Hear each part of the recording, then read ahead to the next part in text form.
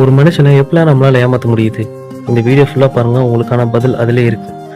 BNS section 63 அப்படின்னா என்னன்னு தெரியுமா? அதாவது சீட்டிங், ஒருத்தனை ஏமாத்துறது. நம்ம எல்லாத்துலேயும் ஏமாத்திட்டு இருக்கோம், நம்ம வாழ்க்கையில் எல்லாரையும் ஏமாத்திட்டு இருக்கோம். ஆனால் அதுக்குன்னு ஒரு அளவு இருக்குது. அந்த அளவுக்கு மீறி போச்சுன்னா அதான் கெடுதல். ரீசெண்டாக கூட ஒரு பாடி கேரளாவில் ஒருத்தன் தப்பாக தொட்டோன்னு சொல்லி வீடியோ எடுத்து அனுப்பிட்டுச்சே, அந்த மாதிரி. ஸோ எப்படிலாம் நம்மளால் ஏமாற்ற முடியும்? சட்டப்படி நீங்கள் பணம் மூலியமா, டாக்குமெண்ட் மூலியமா, ப்ராப்பர்ட்டி மூலியமா, இல்லை ஒரு ரிலேஷன்ஷிப், அதாவது உன்னை லவ் பண்ணுறேன்னு சொல்லிட்டு நிறைய பேர் டேக்கா கொடுப்பாங்க பார்த்தியா, அது பண்ணுறது எல்லாமே ஏமாத்து தான். அது சட்டத்துக்கு எதிரானது. 63 படி உங்களுக்கு ஜெயிலு இல்லாட்டி காம்பன்சேஷனாக உங்களுக்கு கொடுக்க வேண்டிய வாய்ப்பு வரும். ஸோ முடிஞ்ச அளவுக்கு யாரையும் ஏமாத்தாமல் பாருங்கள். ஒருத்தரை ஏமாத்துறா உங்களுக்கு என்ன கிடைக்க போகுது? அதிகபட்சம் காசு கிடைக்கும். அந்த காசை வச்சு அதிகமாக நீடிக்க முடியுமா? முடியவே முடியாது. போலீஸ்ட்ட மாட்டினா சங்கு தான்.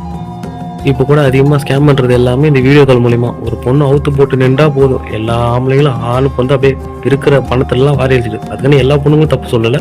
சில பொண்ணுங்களை பசங்களை ஏமாத்துறாங்க, சில பசங்க பொண்ணுங்களை ஏமாத்துறாங்க. ஸோ அடுத்த வாட்டி ஏமாத்தவங்க சட்டத்தை ஞாபகம் வச்சுக்கோங்க. பிடிச்சிருந்தா லைக் பண்ணுங்கள், ஷேர் பண்ணுங்கள், சப்ஸ்கிரைப் பண்ணுங்கள்.